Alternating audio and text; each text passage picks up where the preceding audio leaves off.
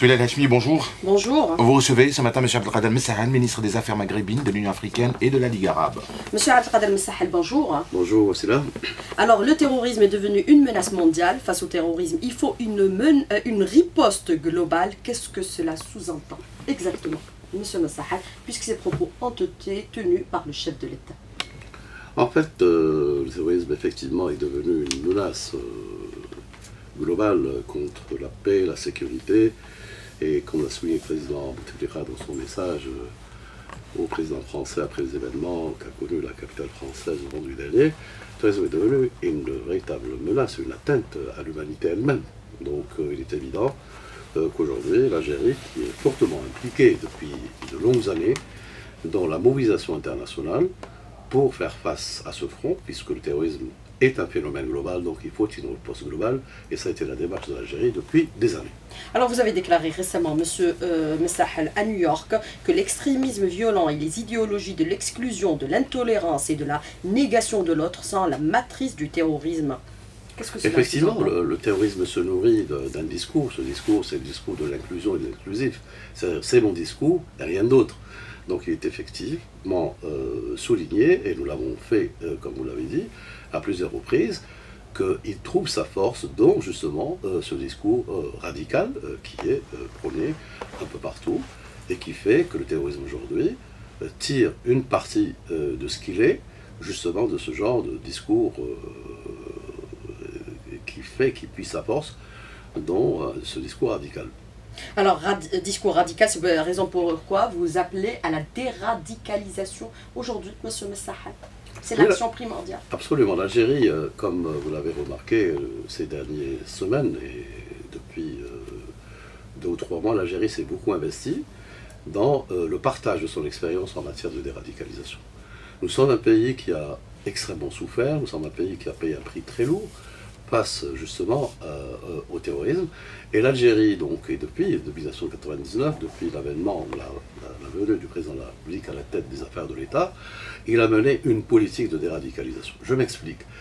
Les efforts qui ont été faits par l'Algérie, soit à travers la loi sur la concorde civile, soit à travers la réconciliation nationale, les grandes réformes qui ont été mises en œuvre par l'Algérie, justement, font en sorte qu'aujourd'hui l'Algérie est devenue une référence en matière de déradicalisation.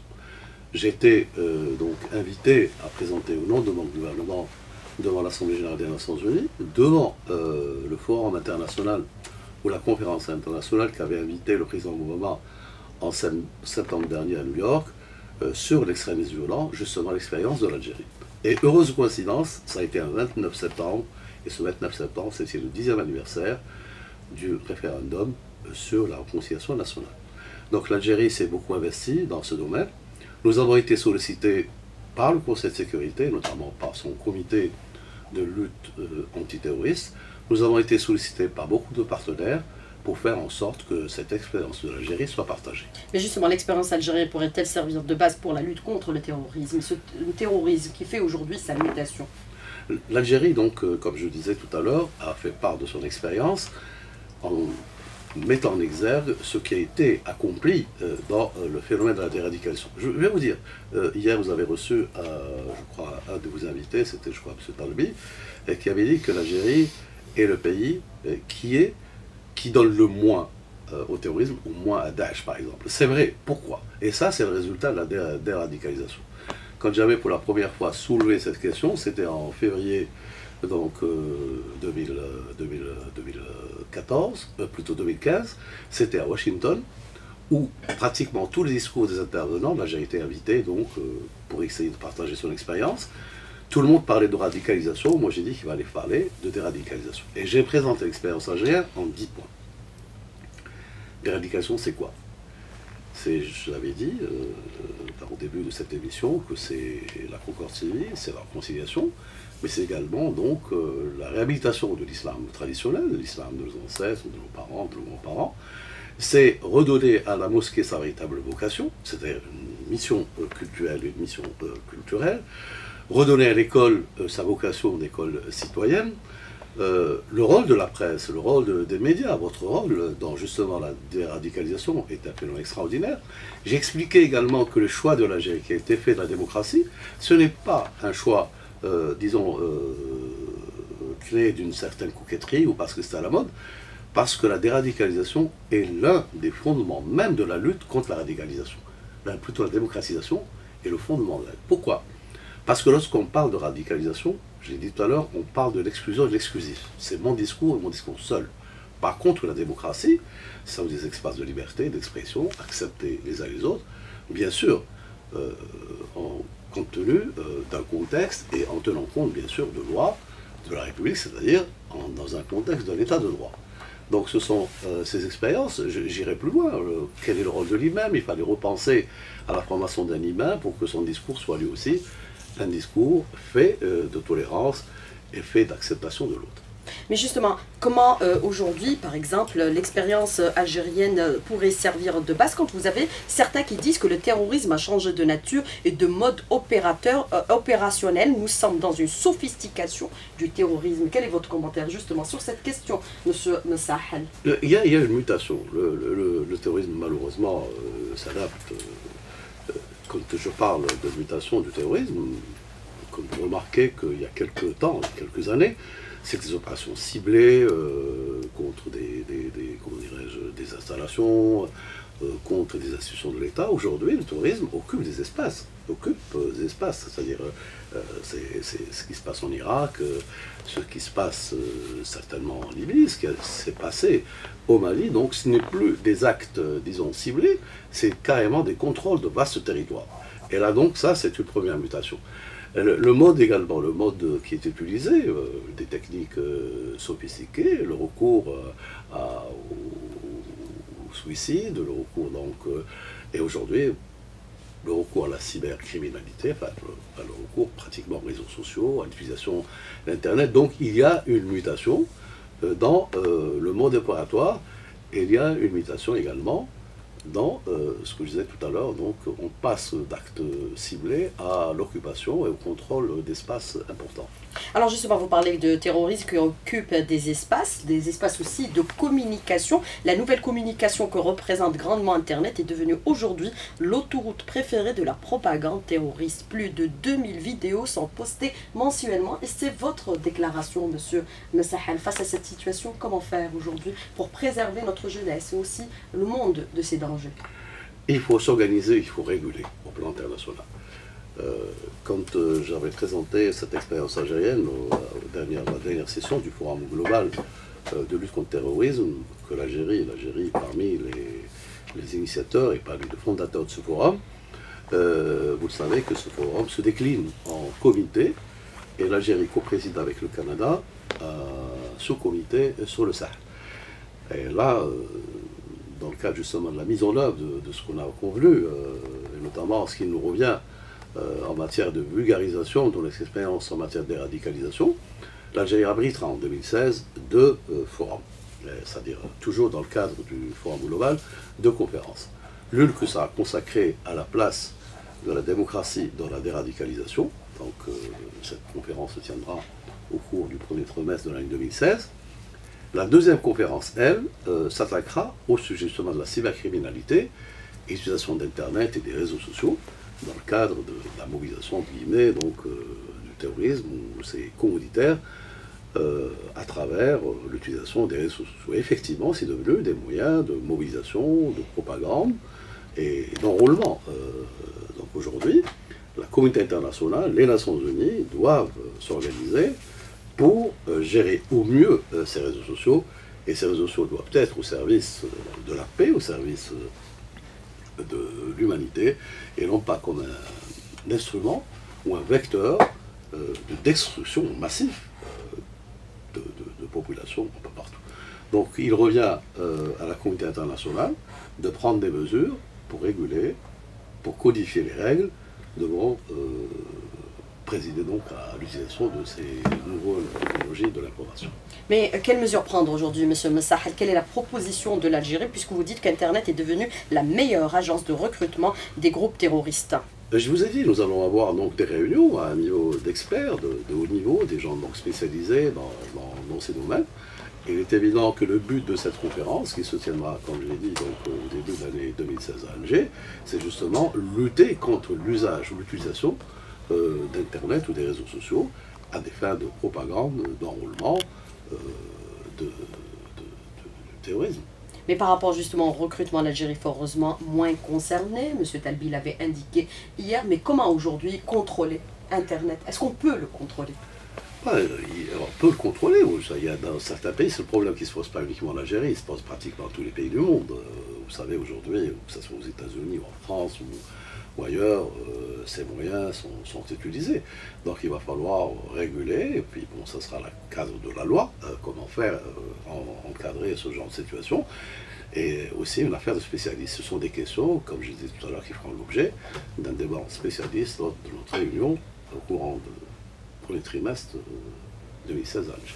Mais entre liberté et contrôle, il y a un fil, M. Massahal. Comment éviter, c'est-à-dire d'empiéter sur des libertés individuelles parallèlement? Pour les libertés, c'est quelque chose de fondamental, il est évident. Mais également la sécurité des individus est également la vie. Il n'y a pas plus cher que la vie. Et là aussi, il va falloir trouver une manière de bonne intelligence, comment concilier le sécuritaire avec les libertés. Et là, je crois qu'il y a des expériences qui peuvent peut-être inspirer un peu notre démarche. Alors, le terrorisme se nourrit et exploite à son profit ou à son avantage les situations de chaos en l'absence de l'État dans certains pays. La situation à nos frontières est-elle dans ce cas, M. Massahal? L'Algérie vit dans une zone de turbulence, c'est évident. Ce que nous vivons à nos frontières, que ce soit la situation en Libye ou dans le Sahel ou à l'est ou à l'ouest, moi j'utilise un concept, je ne sais pas si j'ai raison ou j'ai tort, je dis que mon pays, que l'Algérie, que notre pays est dans un isolement positif. Je crois que l'isolement positif, c'est dans notre environnement immédiat, dans notre voisinage immédiat. Il est évident que nous vivons donc dans une zone de turbulence, voire de chaos qui se précise chez nos voisins de l'Est ou au Sud, malgré donc les accords qui sont signés. Le terrorisme est toujours présent, est toujours vivant, le crime organisé est toujours vivant, toujours présent dans le Sahel. Il y a des connexions qui se font, il y a une fédération d'activités qui se font entre le crime organisé et le terrorisme. Donc ce sont des menaces extrêmement importantes. Donc l'Algérie a su se prémunir, et l'Algérie, comme vous l'avez dit, est moins donneuse, entre guillemets, de combattants étrangers dans ces réseaux mondiaux, parce que l'Algérie a mené une politique depuis des années de réconciliation nationale, a mené une politique de renforcement de l'état de droit, a mené une politique économique, a mené une politique de prise en charge de la jeunesse. En fait, toutes les stratégies qu'a développées le gouvernement depuis ces dernières années sont nombreuses pour dire qu'aujourd'hui l'Algérie est plus ou moins exposée que le sont nos voisins. Cependant, l'Algérie reste quand même, il faut que nous restions vigilants. Le terrorisme peut frapper à n'importe quel moment, il n'y a pas de risque zéro, et la preuve a été donnée. Il faut donc que la vigilance soit une vigilance maintenue. Notre armée nationale fait un travail extraordinaire de protection de nos frontières. Nous sommes un pays qui a plus de 6400 km de frontières. Il est évident que pour prémunir l'Algérie, donc il faut surveiller et contrôler ses frontières. Le contrôle se fait, et se fait bien. Là, ce n'est pas. Nos forces de sécurité également mènent une lutte implacable contre le terrorisme. Mais là, il faut encore une fois rappeler qu'il faut être vigilant, rester vigilant. Ça, d'une part. D'autre part, ce qui est important également, c'est que le front intérieur soit un front intérieur solide. Et la preuve a été donnée, à chaque fois qu'il y a un événement quelque part malheureux, il y a toujours une unité nationale, donc il y a toujours eu à travers le monde cette riposte dans l'unanimisme ou dans le consensus que font preuve ces peuples. Le peuple algérien a démontré qu'il en est capable et qu'il ne sera toujours pas capable. Donc, renforcement de notre sécurité, la sécurité n'a pas de prix, et je crois que pour cela le gouvernement et l'armée nationale populaire jouent fondamentalement son rôle. Également, renforcement du front intérieur par une vigilance accrue, qu'elle soit à niveau citoyen, ou qu'elle soit au niveau des partis politiques, ou qu'elle soit au niveau du gouvernement. Donc nous restons mobilisés autour de la sauvegarde de notre sécurité, surtout la sauvegarde de ce qui est important aujourd'hui dans le contexte que vit le monde, dans ces troubles, ou cette folie que nous découvrons à nos frontières, c'est que cette stabilité n'a pas de prix. Alors justement, par rapport à la situation dans les pays voisins, la situation en Libye, certains prédisent l'échec déjà de la création d'un gouvernement d'union nationale. Quel est votre commentaire justement sur cette question précisément, monsieur Messahi? Vous savez, l'Algérie, elle est voisine de la Libye, avec laquelle elle partage 965 km. L'Algérie est voisine de la Libye, un pays frère avec lequel nous partageons beaucoup de choses. Nous partageons notre histoire, nous partageons un patrimoine commun, nous avons des familles de part et d'autre. L'Algérie ne peut pas rester indifférente par rapport à ce qui se passe en Libye. Donc, dès les premières initiatives qui ont été prises, l'Algérie s'est inscrite dans une logique, et ça a été, et c'est toujours la politique de l'Algérie, dans la recherche de solutions à des crises internes par la voie du dialogue et la solution politique. Je vous ramène peut-être un an en arrière, cette question n'était pas partagée par tous. Il y avait des pays qui préconisaient l'intervention directe, d'autres qui s'alliaient sur une fraction contre l'autre, qui faisaient parti pour une, comment dirais-je, un gouvernement contre l'autre. L'Algérie donc prenait dès le départ la solution politique, prenait dès le départ un seul agenda pour tout le monde. Nous avons refusé de prendre l'initiative, nous avons demandé à nos partenaires, moi j'ai sillonné le monde, j'ai visité toutes les capitales de pays qui ont un intérêt direct ou indirect avec la situation en Libye, en préconisant ou en prônant donc la seule solution pour la Libye, c'est la solution politique. Aujourd'hui, il y a consensus international autour de cette démarche. Nous avons prôné un seul agenda parce que les Nations Unies étaient impliquées, donc l'Algérie soutiendra les efforts des Nations Unies, nous l'avons accompagné, nous continuerons à accompagner les Nations Unies. On dit souvent, nous, aux Algériens, que nous sommes Palestine, Dariba, Madlouma, donc nous sommes donc nous restons un pays qui soutiendra les efforts des Nations Unies, parce que quand vous avez des multiplications d'initiatives, multiplications d'agenda, c'est là où les processus ne peuvent en aucun cas aboutir. Alors il ne peut y avoir autre alternative que la négociation et le dialogue en Libye. Monsieur Messahi, vous l'aurez affirmé encore une fois. Oui, ça je le réaffirme. Il n'y a pas d'alternative à la solution politique et il n'y a pas d'alternative à un gouvernement d'union nationale. Je le dis pourquoi un gouvernement d'union nationale.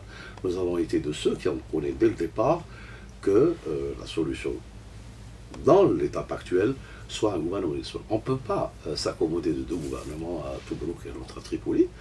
Nous sommes pour un gouvernement d'union nationale et je crois qu'aujourd'hui la communauté internationale nous a rejoints dans notre démarche. Aujourd'hui tout le monde parle et tout le monde s'attelle à la mise sur pied de ce gouvernement d'union nationale. Je vais vous dire pourquoi, l'importance de ce gouvernement d'union nationale.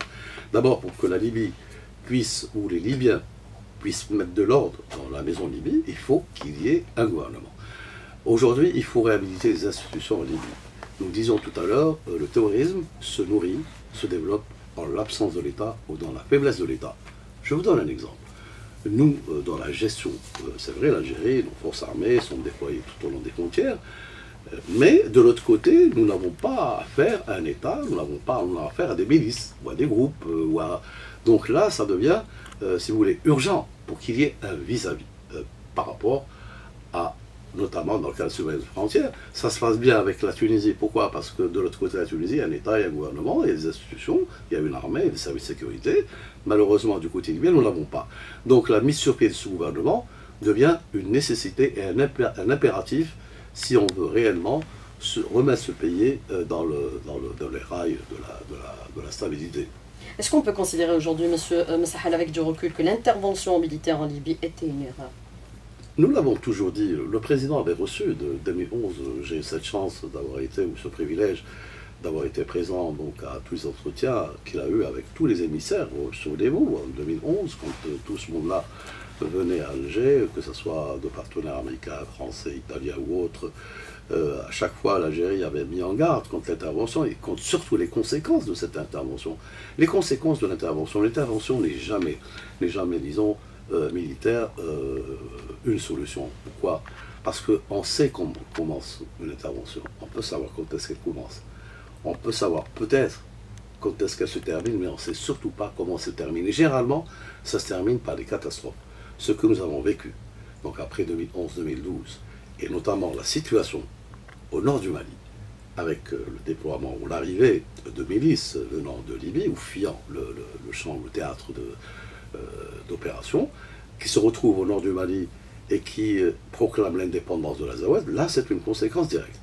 Donc aujourd'hui, donc il est urgent d'aller vers la solution politique. Et je dirais, je cesserai de dire que même la stabilisation du Sahel de Mali est dépendante de la stabilité de la Libye. Aujourd'hui, donc, nous avons parlé de mobilité, d'adaptation de ces groupes terroristes. Ils étaient au nord du Mali, ils étaient dans le Tirara au Mali. Aujourd'hui, on les retrouve dans le sud-ouest libyen. Donc, il y a des connexions qui se font. Donc, il faut avoir une approche globale, il faut avoir une approche politique pour une solution à la crise libyenne. Il faut qu'il y ait l'émergence d'un gouvernement du national. Demain, ce gouvernement souverain peut faire appel aux Nations Unies dans le cadre de la mise sur pied, enfin, dans le cadre de la mise en ordre, comme je disais, de la maison Libye. La Libye, c'est un pays à construire, et en termes d'institutions. Il faut construire son armée, il faut construire son administration, il faut construire, repenser un peu son économie. Donc ce gouvernement, dès qu'il sera mis en place, aura une tâche très lourde. Il aura à gérer une transition, il aura à faire adopter une constitution, il aura donc à, comment dirais-je, à faire en sorte de préparer des élections, à prendre en charge la problématique des milices. Donc c'est un vaste chantier auquel certainement il fera appel au soutien et à l'aide internationale.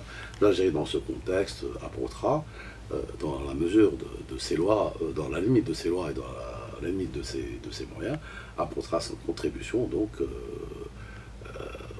à cette remise en ordre de la maison. Mais quelles sont aujourd'hui les échéances des prochaines négociations avec les partenaires libyens aujourd'hui, M. Messahel, pour aboutir à un consensus, à un gouvernement d'union nationale? Bon, il y a déjà un accord qui est sur la table. Bon, je crois que l'accord en lui-même prévoit justement cette phase de transition.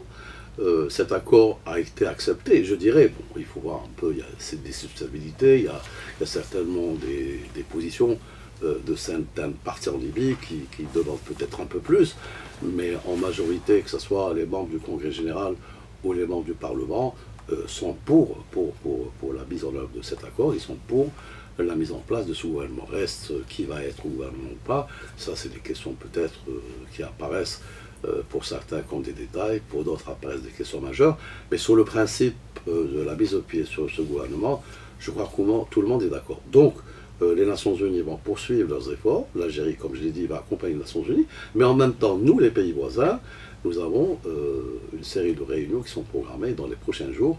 Alger va abriter la 7e session des pays du voisinage, et comme vous le savez, la problématique pour nous se pose non seulement en termes de stabilité, mais en termes de sécurité. Donc il y a une concertation avec les pays voisins de la Libye, donc il y aura la Tunisie, l'Algérie, l'Égypte, le Soudan, le Niger, le Tchad, donc, et puis bien sûr la Libye. Donc cette réunion est programmée pour les tout prochains jours. Alors justement, de la stabilité de la Libye dépend, et des pays du Sahel dépend la sécurité de l'Algérie, Monsieur Abdelkader Messahel? La sécurité de l'Algérie, d'abord, dépend de nos capacités. Je crois que l'Algérie a développé des capacités extraordinaires, reconnues par tous, que l'Algérie a les moyens de se défendre, a les moyens. Cependant, on ne peut pas rester indifférent par rapport à ce qui se passe à nos frontières. Il est évident, comme je l'ai dit, et il faut voir uniquement, quasi quotidiennement, il y a des communiqués du ministère de la Défense nationale qui signalent la découverte d'armes ou l'arrestation de criminels à nos frontières. C'est dire que la menace, elle est là, elle est présente. Et je disais qu'il est urgent d'aller vers un règlement de la question de la crise libyenne, et je crois que la responsabilité est une responsabilité des Libyens, mais elle est également une responsabilité de la communauté internationale, comme je le disais tout à l'heure. Donc, moins il y a de présence de l'État, et plus il y aura de présence des terroristes. Aujourd'hui, en Libye, vous avez des foyers qui sont connus, ça, la région de Derna, vous avez la région pratiquement dans le golfe de Sirte, vous avez dans le sud-ouest, donc il y a une présence de plus en plus importante du terrorisme et qui constitue une menace pour les pays. Alors, le terrorisme est mutante, changeante, opportuniste. Daesh, nous l'avons nous-mêmes en partie enfanté. La violence génère la violence. C'est la déclaration de l'ancien Premier ministre français Dominique de Villepin. Quel est votre commentaire justement par rapport à ces propos, Monsieur Messahel? Est-ce qu'on peut considérer aujourd'hui que les pays occidentaux ont une part de responsabilité de ce qui se produit aujourd'hui? Je n'ai pas compris que la violence génère la violence. ce que disait De Villepin, de toute manière, ça n'engage que lui-même. Mais en fait, il est vrai que dans des situations chaotiques, je le dis, je le répète, que le terrorisme se développe. Ce qui s'est passé en Irak, c'est évident, a donné naissance donc, au terrorisme tel qu'il est connu aujourd'hui. Ce qui se passe en Syrie également. Donc, plus il y a ce genre donc, de solutions, c'est-à-dire par les moyens militaires, et plus donc le terrorisme se développe. Donc là aussi, il va falloir réfléchir encore une fois, revenir à une stratégie globale des Nations Unies. Je crois que nous avons les moyens de le faire.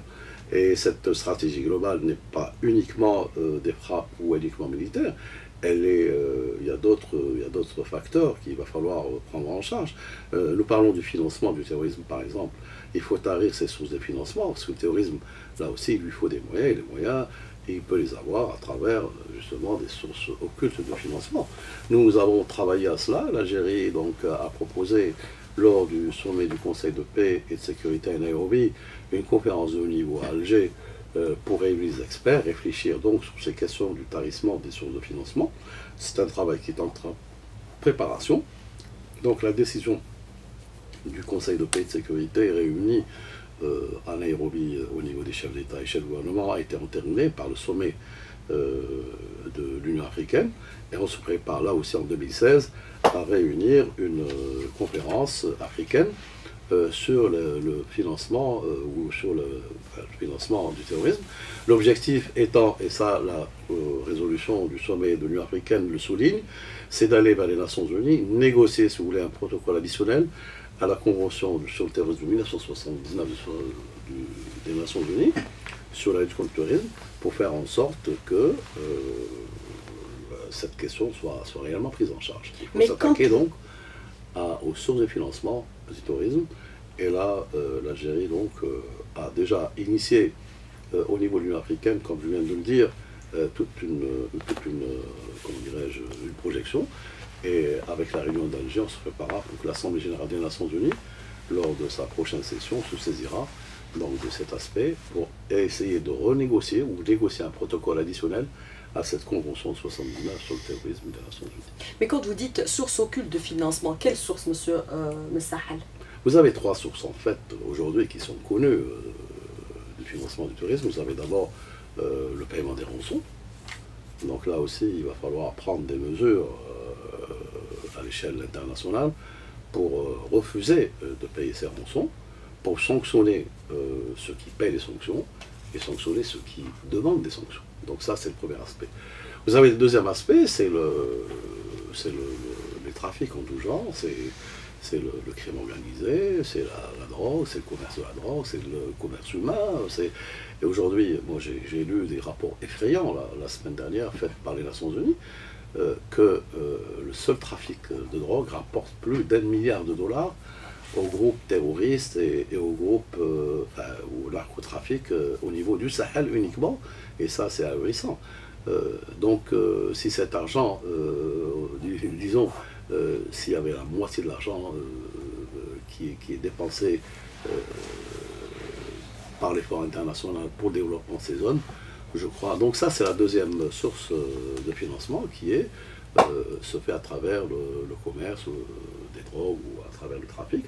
La troisième source, c'est les sources occultes. Les sources occultes, vous l'avez si bien dit, les sources occultes, elles sont de toute nature. C'est les paradis fiscaux, c'est parfois même certains États qui financent d'une manière indirecte les activités de tourisme à travers des sociétés caritatives. C'est ce que je dis aujourd'hui, c'est le terrorisme qui occupe des espaces, qui contrôle des zones assez importantes. En Irak, la ville de Mossoul est sous contrôle de Daesh, le pétrole est vendu, je ne sais comment, par quelle filière. Donc tout ça, ça rapporte de l'argent, et tout ça donc finance le terrorisme.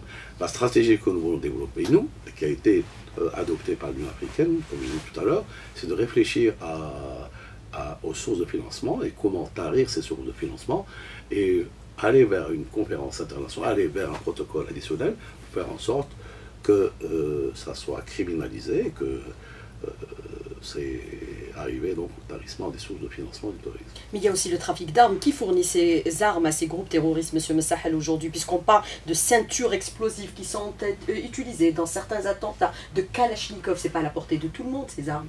Les armes circulent. Vous avez, par exemple, la Libye, quelles ont été les conséquences? Les conséquences, c'est devenu, comment dirais-je, une poudrière à ciel ouvert. Des millions d'armes circulent, même quand parfois des foyers s'éteignent. Hein, d'accord. Je citerai un exemple, le Libéria, où à l'époque, tous ces foyers de tension, vous avez des milliers d'armes qui circulent et qui se vendent, des Kalachnikov qui se vendent à 20, 25 dollars, 30 dollars, donc ils sont à la portée de tout le monde.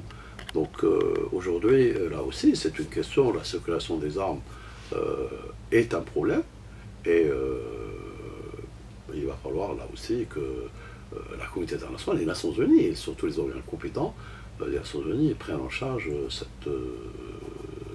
et c'est une menace, le fait que des armes circulent, le fait que les gens peuvent se procurer facilement des armes est une source de grande préoccupation. Alors aujourd'hui, certains disent qu'il pourrait y avoir des alliances entre des groupes terroristes activant au niveau de l'Afrique, par exemple dans le pays du Sahel, c'est-à-dire Al-Qaïda, et Boko Haram dans l'Afrique sud-ouest. Quel est votre commentaire? Est-ce qu'il faudrait agir rapidement aujourd'hui pour éviter que ces groupes ne prennent de l'ampleur aujourd'hui? Non, les connexions existent déjà.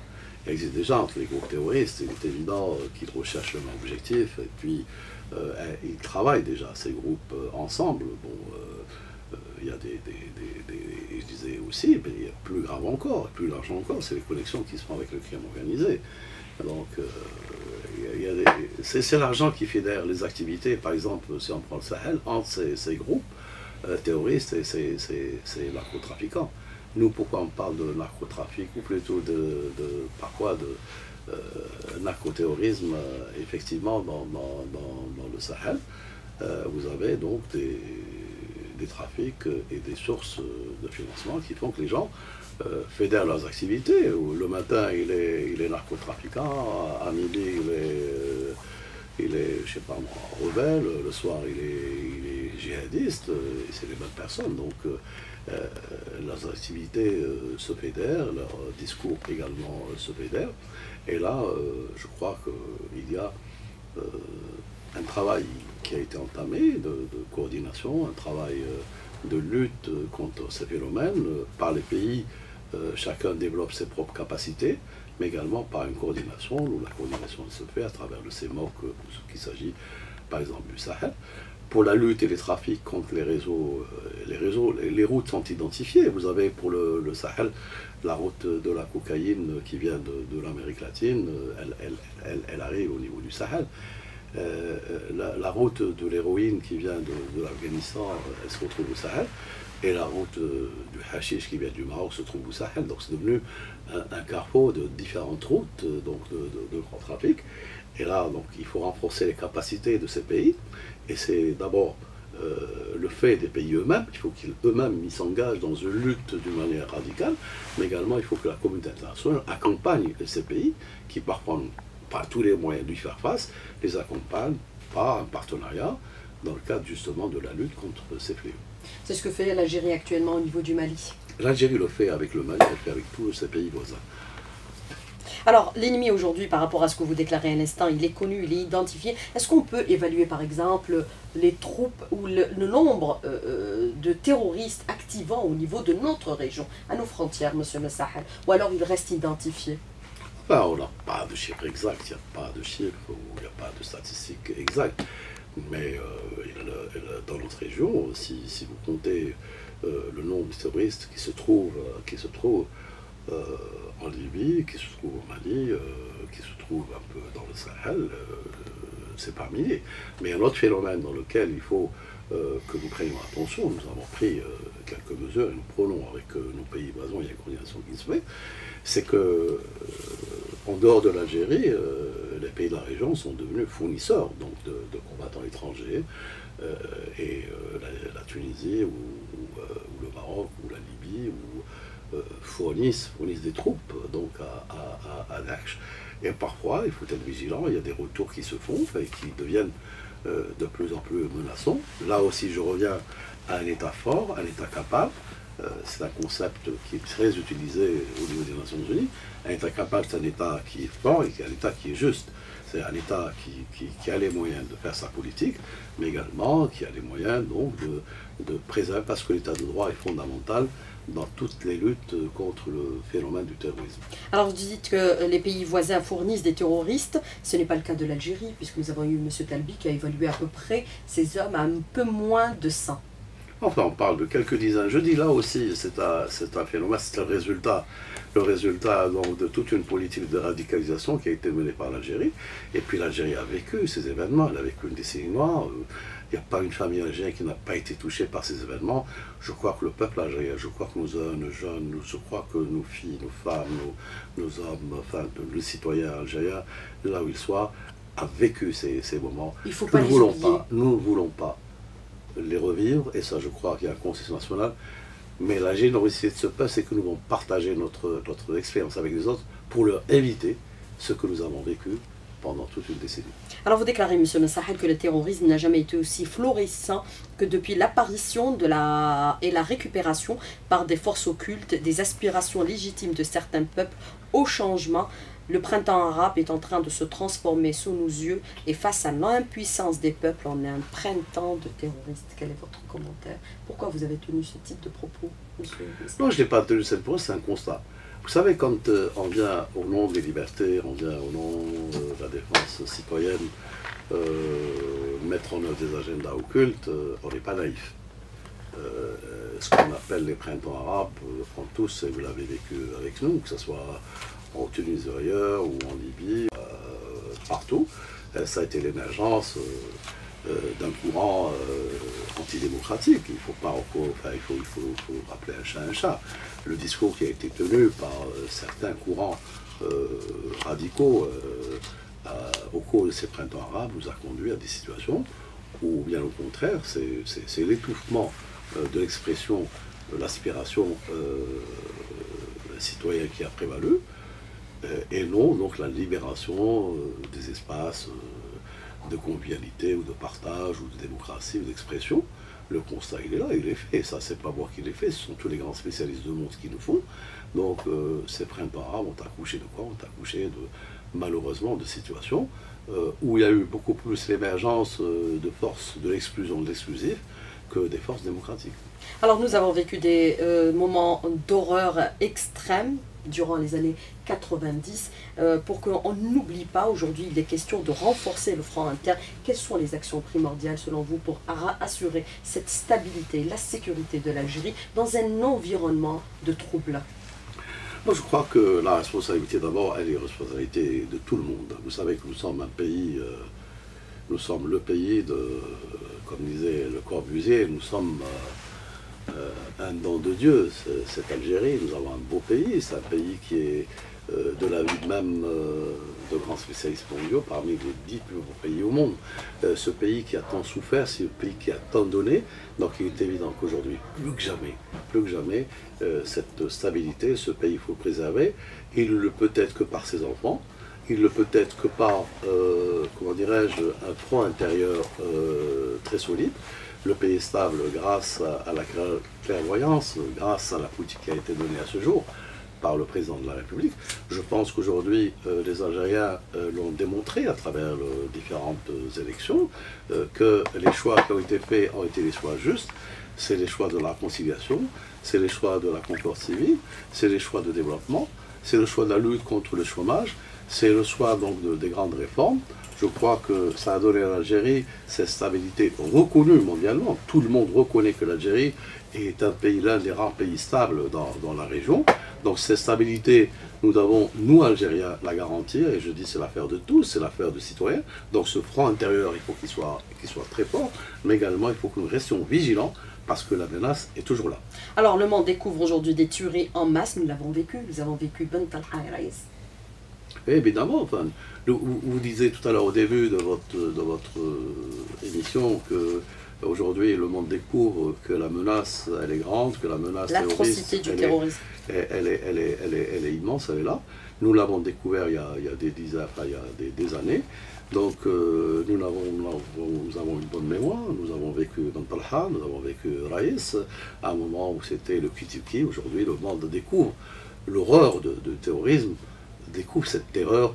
Et je crois que s'il y a bien un peuple qui comprend aujourd'hui, le peuple français, son angoisse, c'est bien le peuple algérien, parce qu'il a vécu ce genre d'angoisse, et ces angoisses qui ont fait que cette souffrance aujourd'hui, elle est là, elle est dans notre mémoire, et cette souffrance que nous avons vécue, que ce peuple a vécue, nous renforce dans notre détermination de préserver notre pays, de le protéger, de le défendre, et parce que nous n'avons pas de passerie de rechange, nous avons un gros et beau pays, c'est l'affaire de tous, c'est que chaque Algérien doit savoir comment défendre ce grand pays.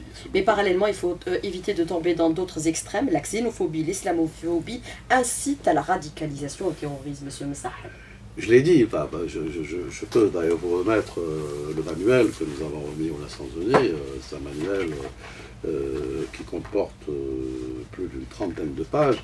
Nous listons quels sont les vecteurs qu'il va falloir mettre en place pour lutter contre la déradicalisation. Et nous disons que là, parmi les vecteurs de la radicalisation, il y a la xénophobie et il y a l'islamophobie. Ce sont des discours qui sont développés dans certains pays malheureusement et qui poussent certaines jeunes à la radicalisation. Donc plus je parle de la démocratisation comme vecteur essentiel dans la lutte contre le phénomène de la radicalisation, plus la lutte contre la xénophobie et contre l'islamophobie devient une urgence dans la lutte contre pour la déradicalisation. Donc ce sont là des thèmes qui feront l'objet, comme je disais, de rencontres, de discussions entre des experts mondiaux.